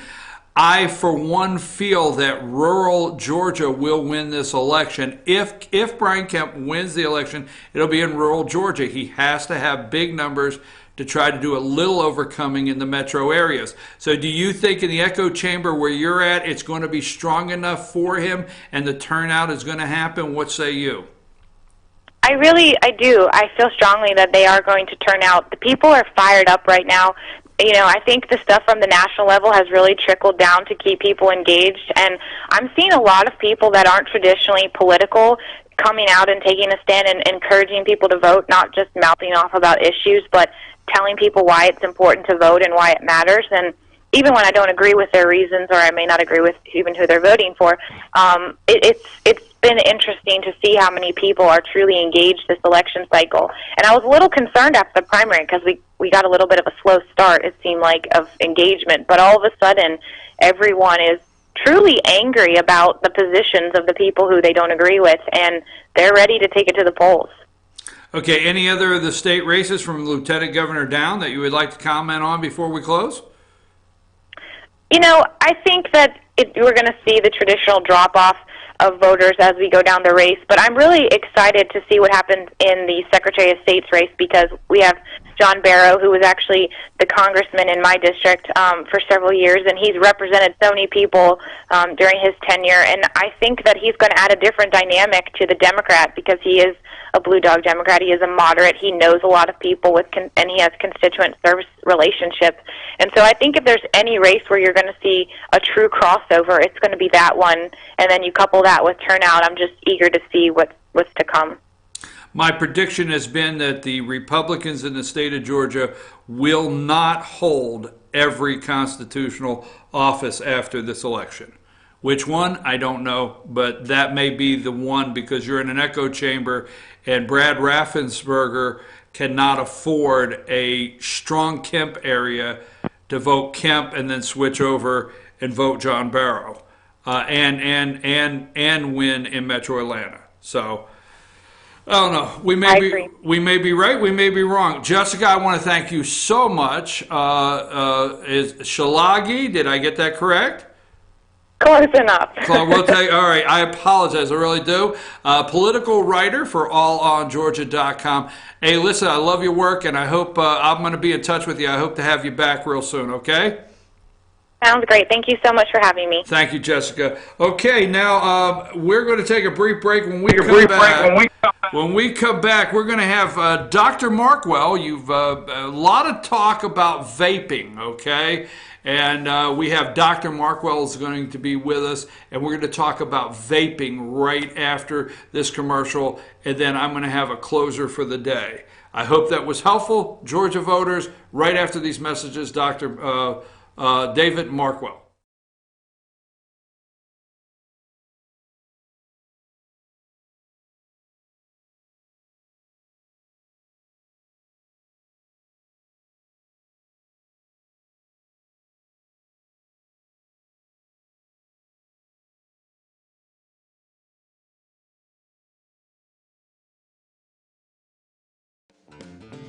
Ace is your healthful place for paint and home goods, tools, outdoor living, and lawn equipment.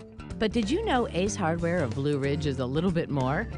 We have hunting rifles and accessories for your next hunting trip. We have Amish furniture imported directly from Ohio. And we have Ace Custom Woodworks for all your custom wood project needs, from cabinets to artwork. Ace Hardware of Blue Ridge. We have your new house in stock.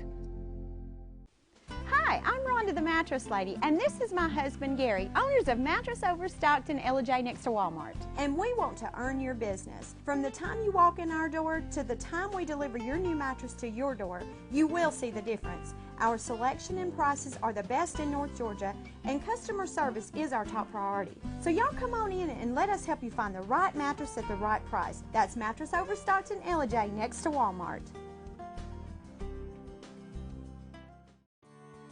North Georgia Diamond is your source for diamonds. Come on in to view the area's largest selection of fine jewelry at North Georgia Diamond. All repairs and designs are done on site by our jewelers. And North Georgia Diamond has the lowest prices on loose diamonds. You can also sell your gold, silver, and coins at North Georgia Diamond between Walmart and Lowe's in East alleges. Locally owned by Bill and Allison Craig, North Georgia Diamond is your source for diamonds in North Georgia. Circuit World, with multiple locations to serve you in Murphy and Franklin, North Carolina, Blairsville, Blue Ridge, and alleges, Georgia. Locally owned and operated since 1985. Appliances, electronics, and furniture. Name brand products like LG, Samsung, Dell, Whirlpool, Ashley, Catnapper, and more. No credit check, only 10% down on furniture, and only $10 down on any new lease purchase. Mention FYN10 for your special deal today at Circuit World.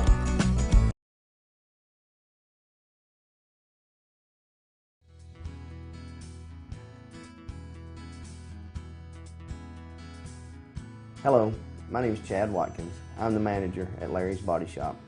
We are a family-owned and operated business and have been serving the North Georgia area since 1978.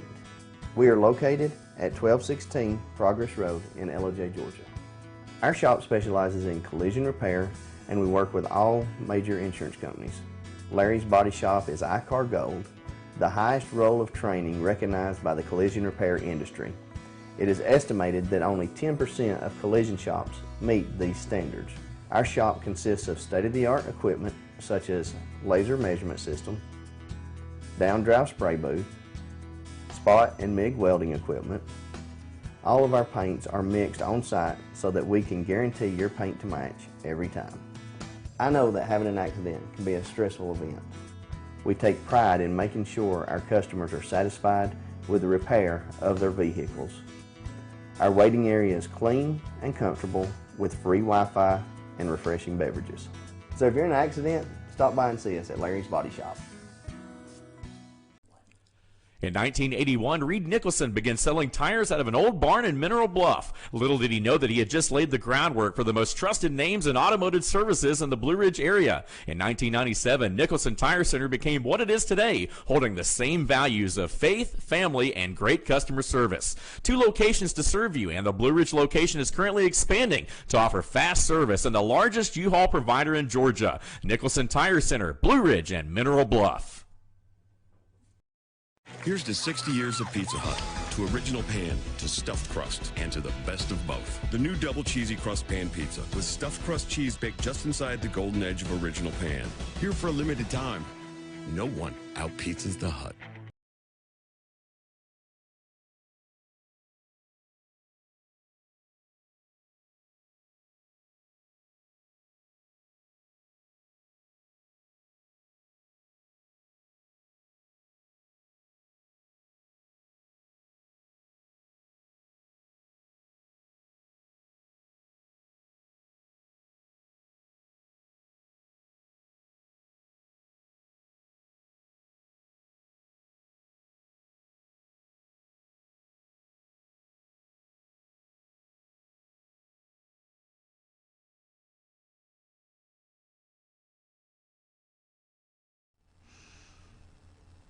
Joining us now is Dr. David Markwell with Ridgeline Counseling. Our subject of the day is vaping. Dr. Markwell, how are you today? I'm doing well, Brian. Thank you. Good to have you with us. I know this is a serious subject. FDA has labeled this a national epidemic. I'm going to say maybe it's us, myself, and a lot of parents, but this seemed to come out of nowhere just it just came out and it's there all of a sudden. Is that what you see? And what exactly do you see where the vaping, the prevalence now is just, it's just all these kids all of a sudden overnight. So let's start our conversation on vaping today. Sure. Well, it definitely seems to have exploded overnight, but the concept of vaping is not necessarily a new thing. In fact, I came across an interesting fact that in 2014, that the Oxford Dictionary named the word vape as their word of the year. So it definitely has been around for a few years, but I would agree it definitely has seemed to exploded for several reasons. One, I believe, is the use of other substances now in the vaping instruments versus when it first came out, it was more of an alternative that people would say to smoking tobacco products, and they would say that it's safer at that point in time. That was at least what was being pushed with the flavored different oils and things.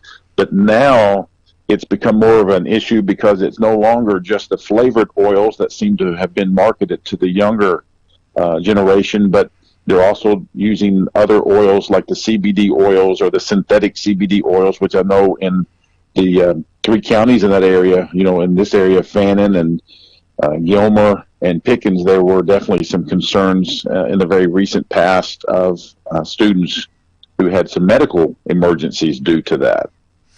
How about every generation there's peer pressures with high school students will stay in high school. There's peer pressures there. And kids that are being pressured to, this is cool now, and their parents finding out about it. Take us through some of the ways parents can talk to their children. I remember all too well my mom saying, "Is everything okay at school?" And the answer, yes, was okay, and move on. How do parents approach the question, their children, and get an open conversation where this subject's concerned, Dr. Markwell? And that's a very good point, because I do think it has to start with the parents. It definitely can be supported with, the local authorities and the school system, but the parents have to play a major role. And I know it's a very difficult conversation that some parents may not want to be a part of, but because of the seriousness of it, and how it has exploded overnight and the peer pressure that comes from it. And I think also just some of the marketing that seems to imply that it's a safer alternative, which of course it's not. The research is now showing that everything from not just only the chemicals that are being used, but also the vapors itself can create. I read one study that said that they're now linking moldy type of spores that can come into a person's lungs based on the moisture that is coming from the vaping and things. So parents definitely have to become knowledgeable.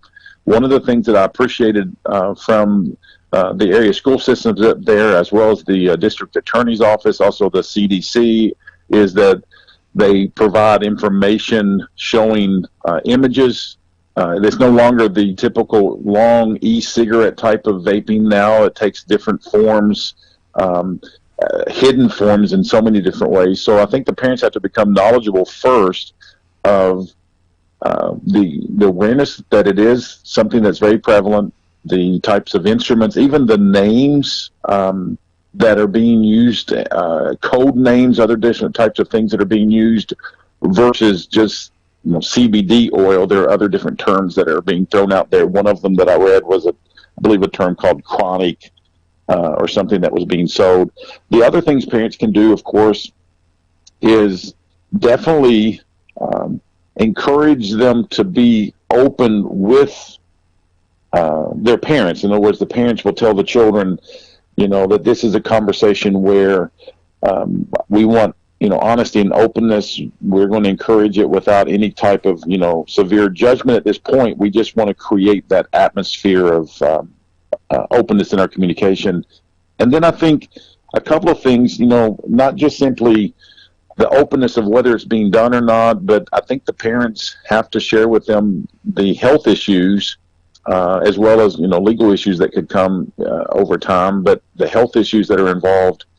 And then more importantly, not to be, vaping themselves around in front of the kids or allowing other adults to vape in front of the kids. I think that in so many ways sends a mixed message.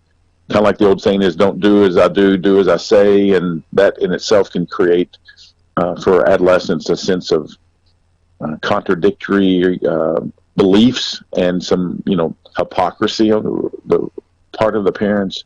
And then also, being firm with their boundaries if for some reason it does become an issue with the family.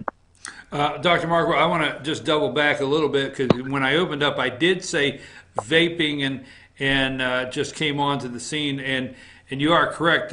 Vaping has been around for several years, but what has taken place now is it's the CBD oil, I think that's what you said, and other things where it's now cool to the kids, and it just overnight it seemed to take that direction overnight with the kids. Let me ask you this now, parents.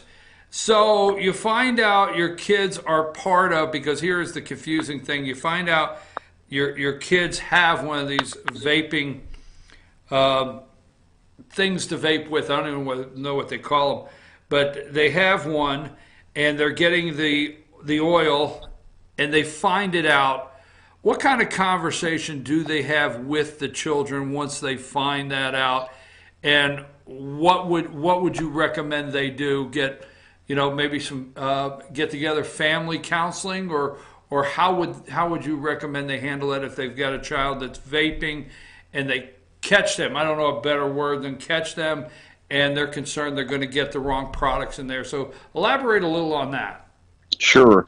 Well, as a therapist, always advocate that if a family or an individual is in need of, counseling, there are definitely professionals that can, assist and advocate, for the family in those situations as well. But one of the things that I always encourage parents to be aware of is that there is to be very aware of the difference between a punishment and a consequence. A consequence basically is the result of a choice. It can be positive or it can be negative. So if I brush my teeth on a regular basis, the end result of that is a positive consequence: cleaner teeth, fresher breath, hopefully lesser cavities, and so forth. The exact opposite, if I choose not to brush my teeth on a regular basis, it will lead to the end results, which would not be positive. It would be negative results. Possible increase in cavities, breath stinks, and those kind of things. So with regard to finding, for example, these types of things, I definitely always encourage parents, to remove them. It's not always an easy thing, but to remove them from the children, because most adolescents are not, their brain is not developed to the point where they are able to make those adult-like decisions. Even adults themselves sometimes struggle with decisions.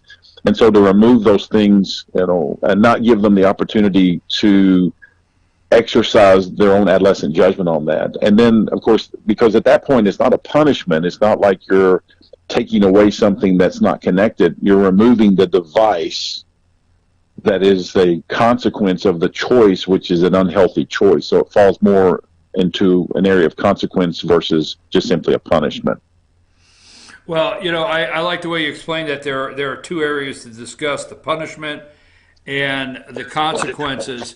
And so, I've heard the DA and many talk about, yes, there's legal ramifications for what they're doing. They can get in trouble, face legal charges, but for the most part, it sounds like people want to offer help. So what kind of help can people get? Instead of, I've heard the DA say, no, we don't want to just lock you up. That's not our goal, is to hope to lock you up, because that's not really solving what has happened here. Our goal is to get you help. So what kind of help can these young people get and reach out for? Sure. With regard to a family, there are different ways. Parents could go to a professional and work with that professional on ways to be firm, and fair with the consequences, learning to, kind of have that authority as a parent. Especially if they have felt like they've lost some power and authority with their children, the parents themselves could do that. the family itself, if there's some family dynamics going on where this is something that is a result of maybe some deeper issues going on within the family, that could also be addressed. And then also for the adolescents, I know a lot of adolescents may not view counseling and the mental health profession as something that's on their side, but it definitely is. It's something in which they could come and openly talk about their struggles with it, the peer pressure, as you mentioned, Brian, that comes from it, the fear of whether or not it's becoming more of an addictive part of their life, or if it's something that they can work through, and also work on the relationship with their parents. Dr. David Markwell, appreciate it. Is there anything else concerning our subject today, vaping, that you wanted to make sure you got through to the audience before we closed? Other than just for the parents to continue to not turn a blind eye to what's going on, and to recognize that, it's very important for them to be involved. It's not always an easy topic or an easy subject, whether it's vaping or other things. But as parents, that guardianship that comes with that. And then, of course, the other thing that I'm very grateful for is that the area, the district attorney, the school system have, fully recognized the seriousness of it, not just from the recent health scares of many of the students, but the legality of it. And they're approaching that. And I know recently there was a panel that they had where they were discussing that. So the awareness, I think, is definitely a very positive thing that I'm grateful in seeing. Thank you, Dr. Markwell. We appreciate you being on with us today to discuss this serious subject. We've been on now with Dr. David Markwell. He is the Ridgeline Counseling. Dr. David Markwell, Ridgeline Counseling. We've been discussing vaping. We have discussed it here from so many angles, from the district attorney to high school principals to other law enforcement, because we want to bring the most information on this serious subject. Dr. Markwell's phone number is on the screen, and if you would like to talk to Dr. Markwell or set something up to get an opportunity to see Dr. Markwell, the number is right there on the screen. Again, Dr. David Markwell, Ridgeline Counseling. Thank you, and we'll be right back.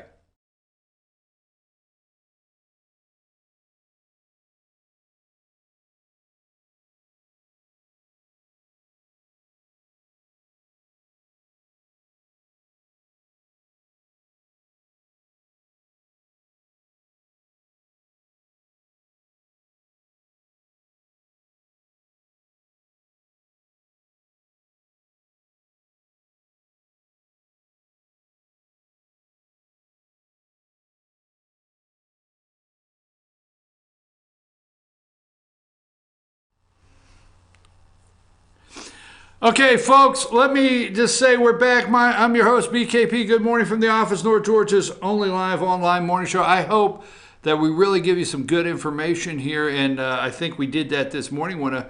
Josh, give me her last name, Jessica. How did you say it? How did she pronounce it? I am terrible at that. Szilagyi. Okay. Jessica Szilagyi, great job. We'll get that posted up. So don't forget, let me give you real quick, if you're wanting to ever get in touch with the show, it's 706-889-9700. Email me, chief@fetchernews.com, and there's all the ways you can follow the show and our YouTube channel. So quickly before we run, let's go to a couple more things the media will not tell the truth on. Let's give me picture number. Let's see, I had it here a minute. Number 23. All right. Number 3, there's Don McGahn. Don McGahn is leaving. We knew Don McGahn was leaving. The media will try to spin this into something it's not. I want to make clear we were one of the first shows to bring to you Don McGahn. Okay. Don McGahn is... he's been in White House counsel for years. He was instrumental. Let me remind you that man right there on the screen is who personally recommended Brett Kavanaugh for the Supreme Court. That's the guy, okay? Personally recommended. Now, before we go, I just want this story out because McGahn, they'll make a big deal. McGahn was President Trump's campaign attorney. He was the Trump campaign attorney, Don McGahn. All right? So all of the nonsense of McGahn's leaving because it's getting too tight or he's concerned about special counsel Robert Mueller could not be further from the truth. McGahn knows all. He knows all.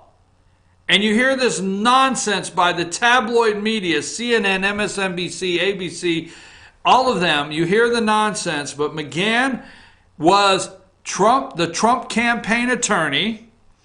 He was the President-elect Trump transition team attorney during the transition.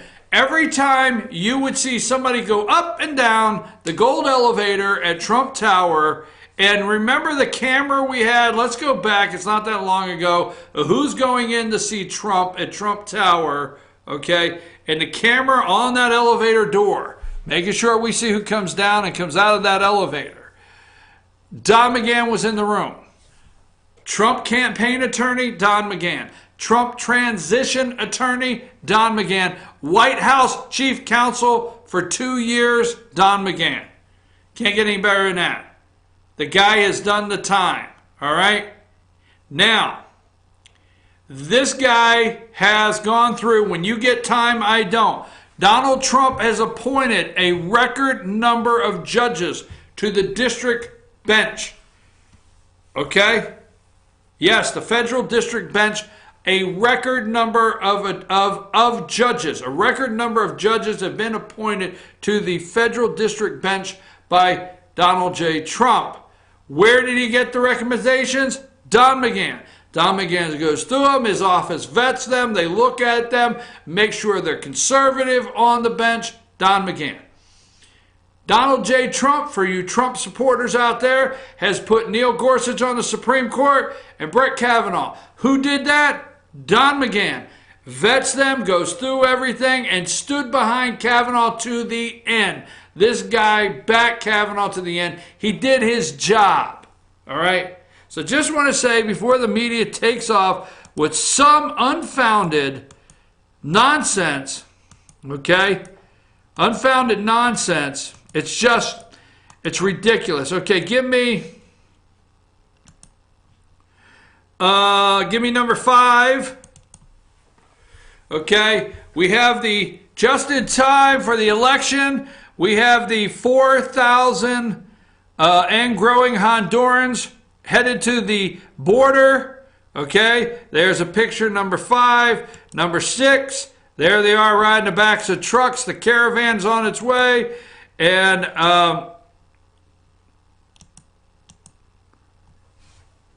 go back to 5. President Donald Trump says he may send the military to the border. He's not playing games.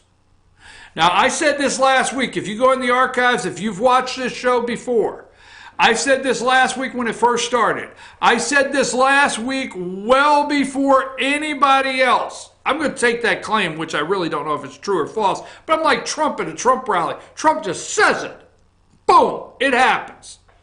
So, look, I may have been the first to say it, but I said this long ago, before any of the major guys that I have a lot of respect for said it. Just in time. Isn't it interesting? Isn't it a coincidence that we are 3 weeks, and that's when I said it, 3 weeks away from an election, okay? And these guys are on their way here. Interesting. Just in time for the kids in cages. Just in time to try to cross the border. Just in time. I'm like, wow. And I know someone yesterday was asking on a show, who is feeding these people? Where do they go to the bathroom? Who is heading this up? Now, this is going to do one or two things. This is going to have an awesome effect on the election 2 different ways. One, the American people are tired of seeing this, and we know the truth, and we want a border wall, and we're going to be happy with the military going down there. But when we head this off, they're going to be down there looking for a picture of somebody with a gun in military or anything that happens to detain a child and put it in a cage. Folks, these people are the lowest of the low. You can't get any lower of what they're trying to do. Once again, let me say this. I just want to get this one. Trump attacks. Oh my God. Trump attacks fuel fear about losing suburban women. Okay? So he called a porn star horseface. Big deal. Horseface. I can't do a horse, right? Is that what the horse does? How's the horsey go? Remember you pull the string? I'm sorry. It's silly. I got a minute and I have to do something like that. He called her a horseface. The Cub fan said it yesterday best. The Cub fan said, hey, if he would just say Stormy Daniels had to pay me and Stormy Daniels' lawsuit got thrown out, you know, the media would leave it alone. But no, he throws a little horse face in there, and all of a sudden you've got the report that her and her corrupt attorney, third-rate corrupt attorney, two of them together con artists, Stormy Daniels, three of them, CNN, Stormy Daniels, CNN, and Michael Avenatti, all right, the lowest of the low, who would have reported that, you know what, they lost. Avenatti and her lost in court. Guess what? She has to pay Trump. Social media, we've all seen the social media posts. What are they? Trump's the first guy ever in history to get a refund from a hooker.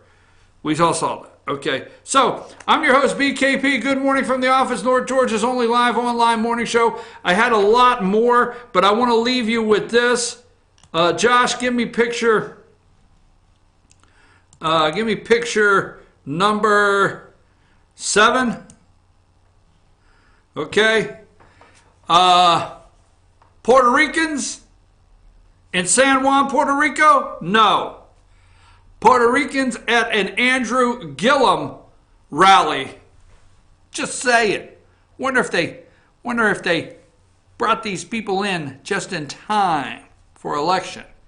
Just saying. Florida, oh my God. Somebody tell the damn truth out there. I'll try again tomorrow. We'll be at Circuit World in Blue Ridge. Don't forget, tomorrow is Friday, our road show. We go on the road Friday. Ask the Doc.